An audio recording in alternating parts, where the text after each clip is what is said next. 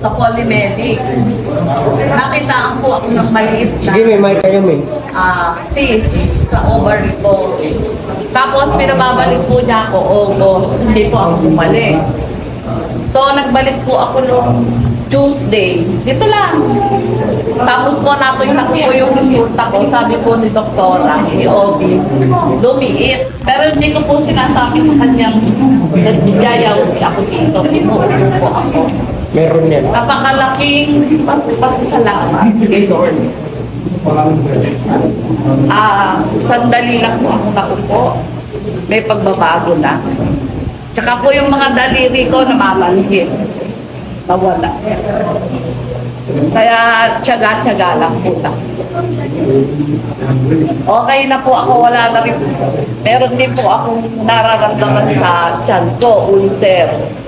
Pero ngayon wala na. Meron po akong sugar. Hindi na rin po ako nag-take ng maintenance, yung metformin. Ako ayoko na po nung. Na ano po lahat na regular na ako. Isa na lang po ang iniinom kong maintenance, yung pong sa dugo lang. At napakababa po, 4 milligrams lang. Yung pong Ablodipine lang ang iniinom ko. Actually, hindi po ako high blood. Nung namatay lang po last year ang mother ko, na-stress.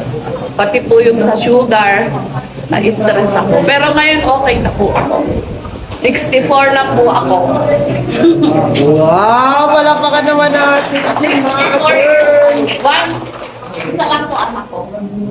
Very good. The best. Ano pong masasabi niyo sa Yaoshi Mother? Napakagaling po ng Yaoshi. Kaya tsaga-tsaga lang po tayo. O, anong masasabi niyo sa mga presenter ng Yaoshi? Amin, anong masasabi? Anong masasabi niyo, mami, sa mga explainer? Magaling. Ayun. Magaling kayo.